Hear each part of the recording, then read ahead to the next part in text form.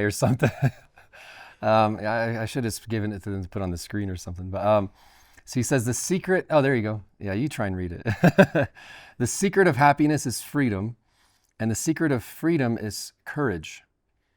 And so, the secret of happiness is freedom. I mean, yes, yeah. I mean, ultimately, yes. I do think that even if there's areas of bondage that you're in, or if you're in prison literally or things like that, you can still have joy.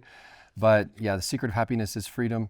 Again, there's different types of freedom. Freedom in your circumstances, freedom in your finances, freedom in your health, freedom in your heart, freedom in your relationships. But yeah, the secret of freedom is courage. I mean, I do like that. It's actually, courage is tied to all the other good things, really, because if you don't have the courage to stand for things, then you'll lose anything else, right? I think we talked about this in the past, or maybe I'll talk about it in the future, I forget. But, it's like if you say you have integrity, but the moment it costs you something, you become a coward, then you don't actually have integrity. If you say that you have kindness, but the minute it costs you something, you aren't kind, then you're not actually kind. And so courage is tied to pretty much every good character trait, is the courage to stick with it, right? Saying, this is who I am, and I'm going to be this person, even if it costs me something, even if it's not easy. So last one is by Ronald Reagan. He says, freedom is never more than one generation away from extinction. We didn't pass it to our children in the bloodstream. It must be fought for, protected, and handed on from them to do the same. Handed on for them to do the same. And so, yeah, I mean, that's the thing. Some people take it for granted. That if someone, especially if you're in the West, especially in the United States, right? So freedom is such a big deal. People paid such a high price for it in the past, and you can just assume, like, well, of course, the country will always be fine. But every single generation has to value it. I mentioned in the past, the Constitution, the Declaration of Independence, those are just documents. Those are just pieces of paper. They're only powerful if people actually agree on them and follow them and enforce them and live by them. The minute people say, like, we aren't going to follow that stuff, then it goes out the window. So yeah, it's never more than one generation away from extinction. Again, you can use this in many ways in politics, but even in wisdom, or in a church, things like that, where if revelation doesn't get passed on, if people don't pass things along, then things that were so obvious to one generation might get lost to the next. So 3 scriptures on freedom now. And this is all a plug for Barry Bennett's show, Free Indeed, I just realized. It's my dad's show. So I encourage you to check that one out. John 8, verse 36. Jesus says, therefore, if the Son makes you free, you shall be free indeed. So I mean, Jesus, if he makes you free, you are truly deeply free, right? Like I said, there's many different types of freedom, but true ultimate freedom is knowing God, right? Because if you're dead in the spirit, then what else matters? You know, who cares if your cadaver is a free if you're not alive? 2 Corinthians 3:17 says, now the Lord is the Spirit, and where the Spirit of the Lord is, there is liberty. Right? So what's the key to freedom is being in God's presence, God's Spirit being in us, with us, right? That's why in the past people couldn't have true freedom, is because no matter what they did in the natural, they were still dead on the inside. But where the Spirit of the Lord is, if he's inside of you, there is freedom. So the only way to truly be alive and truly be free is to have God alive on the inside of us. And the last one, Galatians 5 verse 1, says, stand fast therefore in the liberty by which Christ has made us free, and do not be entangled again with the yoke of bondage. Right? So, yeah, again, each one of these you could talk about for many, many, many hours. But even though God has made us free, if we make bad decisions, we can still get entangled with a yoke of bondage. We can still entangle ourselves in the natural, even though in the spirit we're free. And you see that a lot, is a lot of times even believers might be struggling with many different things, and it's because they're not free in their mind, even though they're free in their spirit. And so, that's a good segue to talking about the importance of practical wisdom. But first, we have a quick little promo. And so after that, we'll get to practical wisdom. I'll see you in a minute.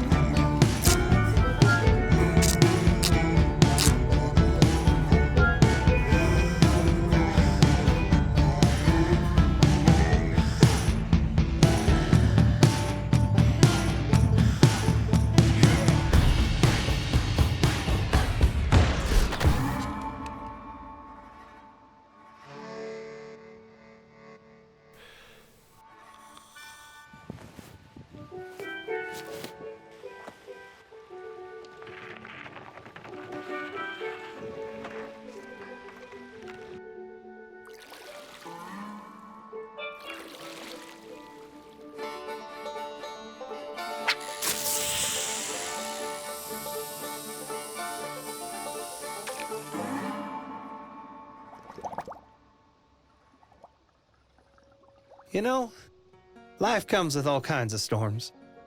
But when your boat is sinking, you might want to step out and learn how to be a water walker. Log on to GoodDayGTN.com to get your free copy today. All right, welcome back. As I said, I want to talk today about practical wisdom, or the importance of practical wisdom. And like I mentioned, I talk a lot about practical things, and there's a few different reasons for it.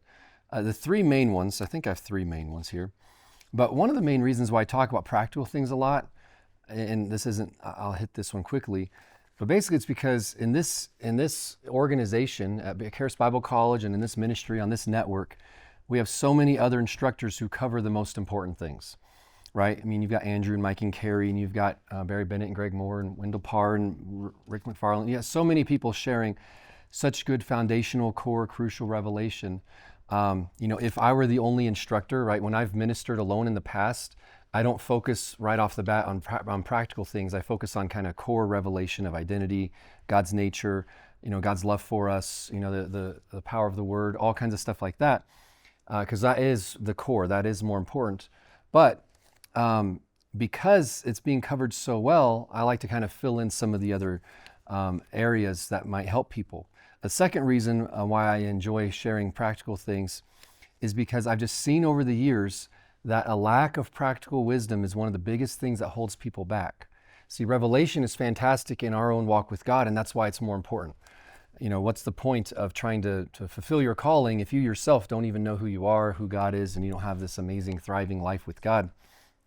But I've seen many people who have their life transformed on a personal level, but they still aren't able to reach their calling, and they still aren't able to thrive in life.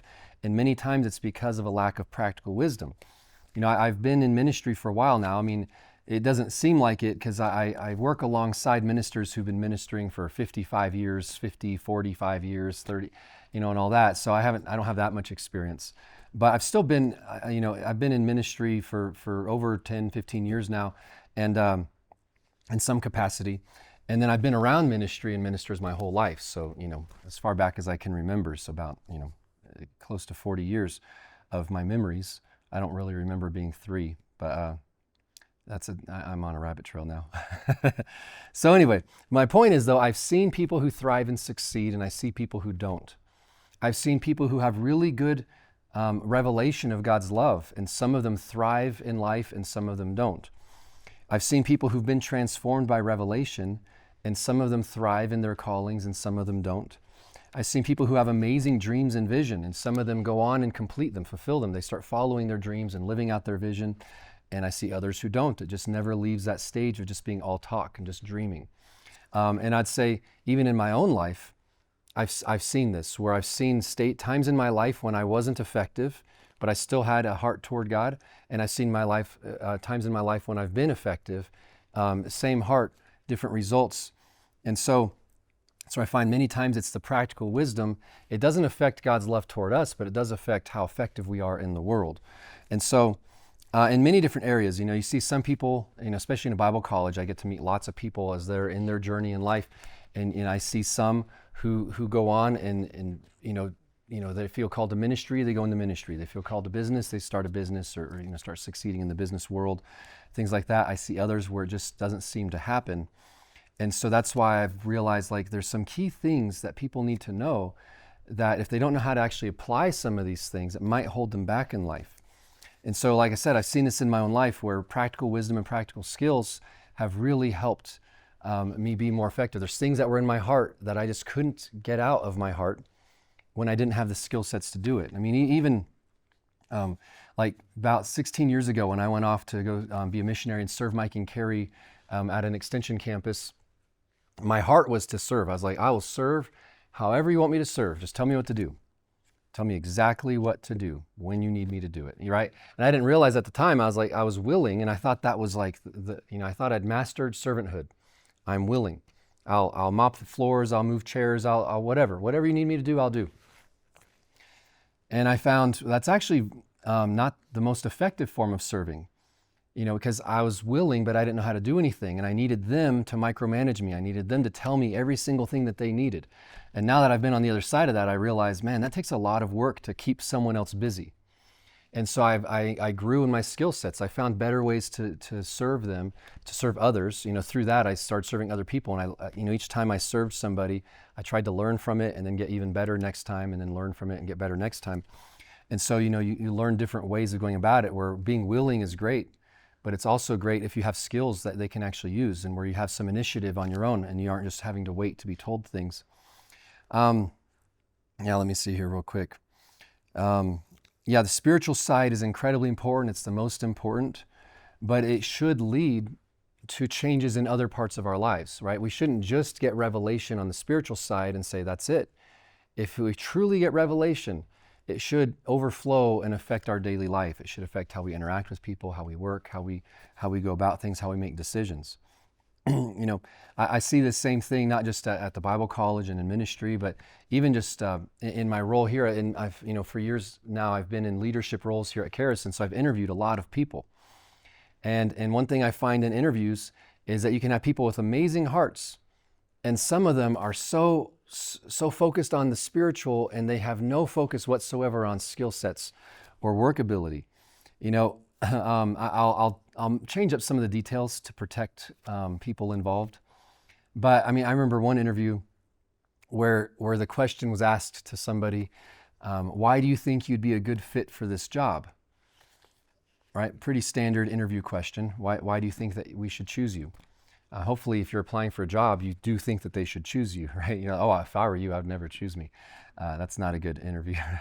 But this person said, well, God gave me this dream that you were a tree, not me, but the other person doing the interview with me, that you were a tree, and he told me to water this tree.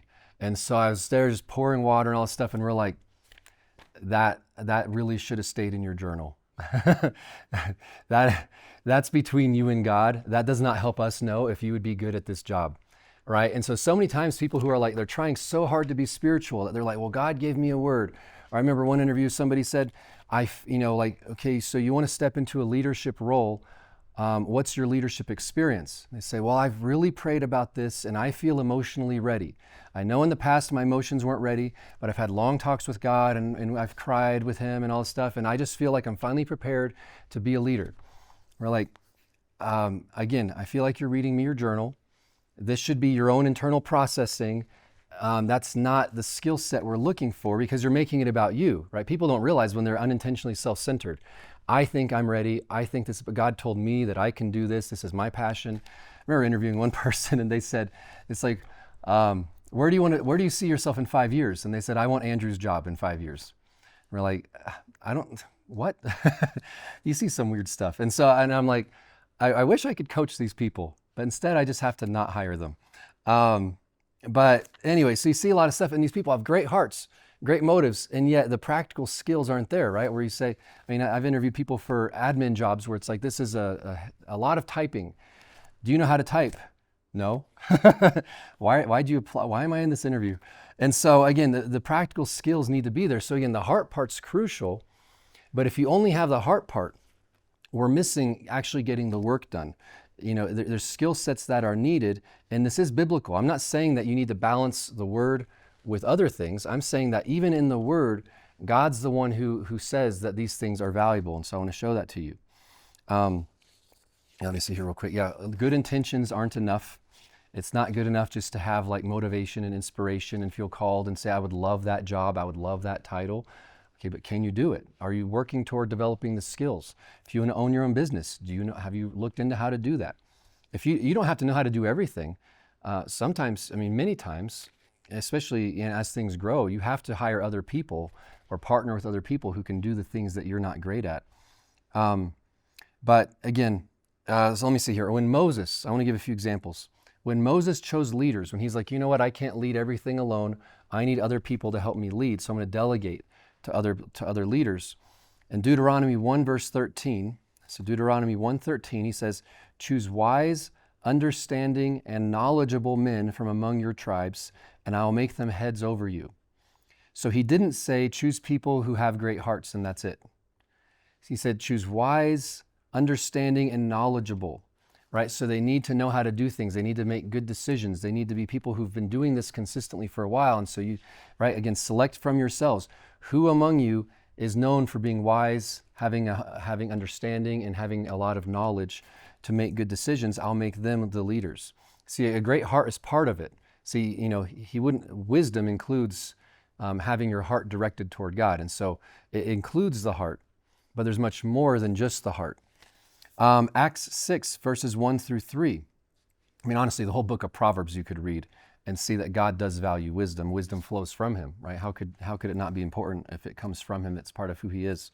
But Acts chapter 6, starting in verse 1, this is with the early church. It says, now in those days when the number of the disciples was multiplying, there arose a complaint against the Hebrews by the Hellenists, because their widows were neglected in the daily distribution, right? So they're handing out food. Verse 2, then the 12 summoned the multitude of the disciples and said, it is not desirable that we should leave the word of God and serve tables. Therefore, brethren, seek out from among you 7 men of good reputation, full of the Holy Spirit and wisdom, whom we may appoint over this business. And so they didn't just say choose 7 random people. They didn't say choose the 7 most friendly people. They said of good reputation, right? And what's a good reputation, right? People know they have good work ethic, good morals, good integrity, character.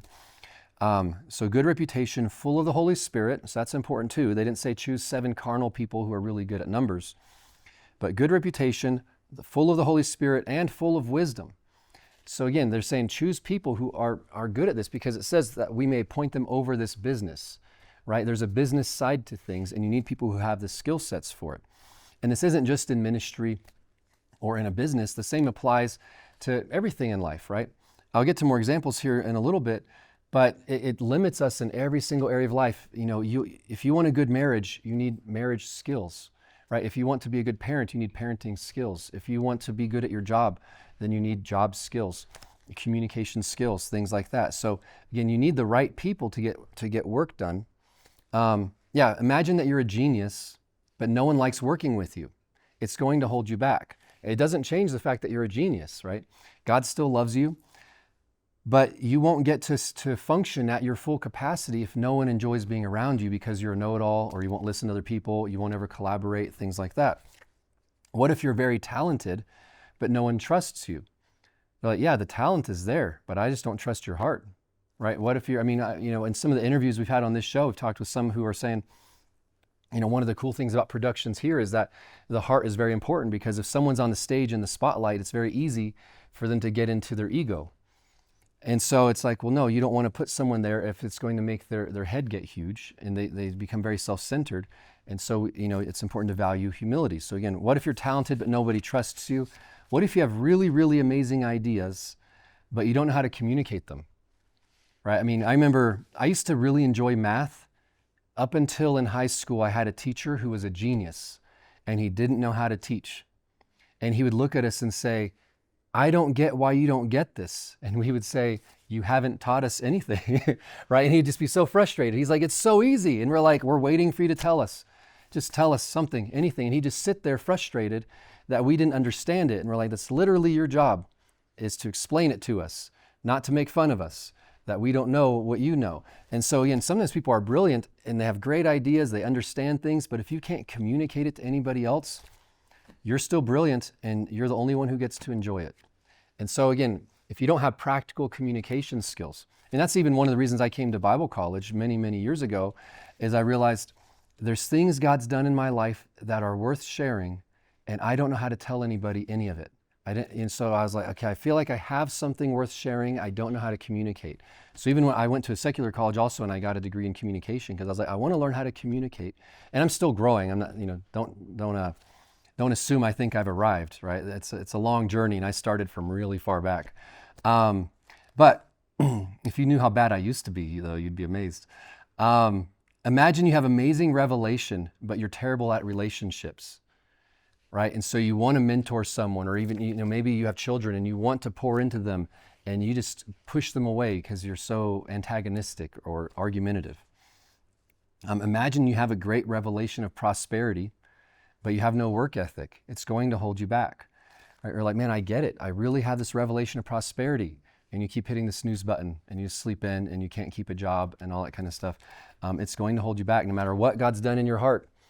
If you don't let it flow through you and impact your daily decisions, it will hold you back. A few more examples here, and then we'll get to some Q&A. But imagine Daniel in the Bible, right? Imagine he loved God, trusted God, was a man of faith, but what if he was rude, right? He would not have reached the point where he was one of the main advisors for multiple kings, because so many times you see his tact and his wisdom and how he talked with people is what opened up doors. Imagine Joseph, right, is amazing at solving problems, but what if he was lazy? What if he's like, King, here's what you should do, and they say, you should do this, and he says, nah, I don't want to. He would have missed out on his calling. And so, again, it's important to have these practical skills. Right now, I'm not speaking on any specific ones. I'm just talking about the importance overall that we should value this and pursue this and try to grow in practical things. That's why I enjoy lots of these little whether they're little or big. I kind of enjoy these off-the-wall topics because I've seen that's what's helped me a lot in my life. And I see it also help other people. That's why, little topics like how to be a good roommate, or I even do something, I teach a message on how to write better emails. It's amazing how if you're bad at writing emails, it will hold you back.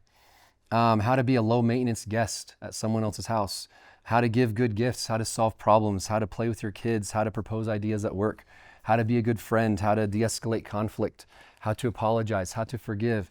There's so many things that we don't focus on sometimes. And I find these are just reflections of what God's doing inside of us, right? It's like the spirit of wisdom and humility and excellence. It needs to be on the inside. But then if we learn the skills, we can be more effective at overflowing with these things. And so, like I say, the practical wisdom's only valuable if the other stuff's already there. In Mark 8, verse 36, it says, "For what will it profit a man if he gains the whole world and loses his own soul?" So the other topics are more important, right? Our own walk with God is most important. But if we've got that, then the practical skills really help us overflow and bless other people. And so those are some thoughts on that. I want to end with some Q&A. And so the first question we're going to look at here is, what role does forgiveness play in relationships and how do I practice it? So I actually just did an episode about long-term relationships recently. And forgiveness is crucial in relationships, especially long-term ones. If you meet someone for 10 minutes and then you never see them again in your life, it's not a big deal. But if you're going to be in relationship with somebody at work, friendship, romance, marriage, family, whatever else, any kind of long-term relationship, there has to be forgiveness or it's not going to work. The only way to have a long-term relationship without forgiveness is for it to stay very shallow or very offended.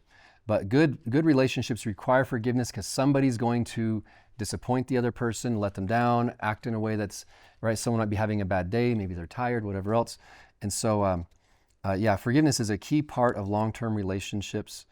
And it's very exciting because once you know that the other person will fight for the relationship, it creates this peace of, oh, they won't give up on me and I won't give up on them. So it kind of actually helps elevate a relationship to the next level.